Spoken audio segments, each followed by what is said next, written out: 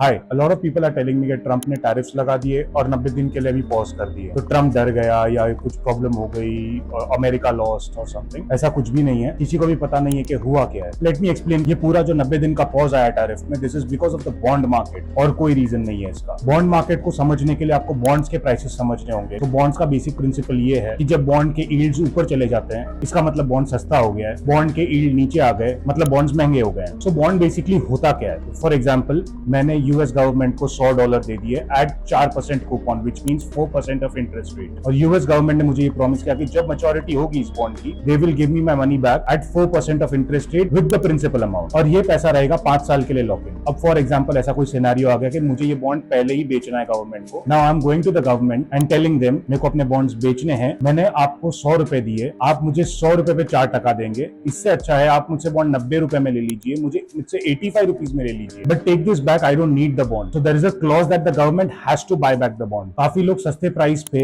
विच means higher yields पे, US government के 10-year treasury bond yield dump करने लगे मार्केट में because of the uncertainty due to the tariffs. तो सामने खरीदने वाला कोई नहीं था, तो यूएस के बैंक्स को आना पड़ा लिक्विडिटी अब्सॉर्ब करने के लिए। इसी वजह से आफ्टर 8 of April यूएस के बॉन्ड मार्केट की यील्ड्स फ्रॉम 3.5 to 4.5 बढ़ गई और यहीं पे प्रॉब्लम चालू हो गया। At the same time stock market went into a correction, जहां पे बड़े बड़े हेज फंड्स को मार्जिन कॉल्स आने लग गए। जब स्टॉप लॉस के करीब होते हैं पोजीशंस, तो सबसे पहले बॉन्ड्स को लिक्विडेट किया जाता है to adjust the margin call. So hedge funds ने भी लिक्विडेट करना चालू कर दिया। एट द सेम टाइम आपको पता हो तो dollar is a universal currency for trade. तो every country including India, Japan, Russia, everyone holds dollars. अब ये डॉलर कोई कैश में तिजोरी में नहीं रखती गवर्नमेंट। तो बेसिकली अगर एक गवर्नमेंट बोलती है कि हमारे पास $6.5 ट्रिलियन है, तो वो कैश में नहीं है, वो बॉन्ड्स में होती है। अब जब यूएस बॉन्ड्स के नए ऑप्शन आने लगे, तो कंट्रीज ने नए ऑप्शन में तो पार्टिसिपेट करना छोड़ो, पुराने बॉन्ड्स भी डंप करना चालू कर दिए मार्केट में। तो अब ये लिक्विडिटी ऑब्जॉर्व करने के लिए यूएस गवर्नमेंट को आना पड़ा, यूएस बैंक्स को आना पड़ा। और ऐसे ही लिक्विडिटी ऑब्जॉर्व करने के चक्कर में सिलिकॉन वैली बैंक इन 2022 वेंट बैंकरप्ट। और ये प्रॉब्लम अराइज होने की वजह से ट्रंप एडमिनिस्ट्रेशन ने ट्रंप को जाके बोला, भाई साहब रुक जाओ वरना पूरा भट्टा बैठ जाएगा। तो इसीलिए ये पॉज लगाए गए टैरिफ्स में।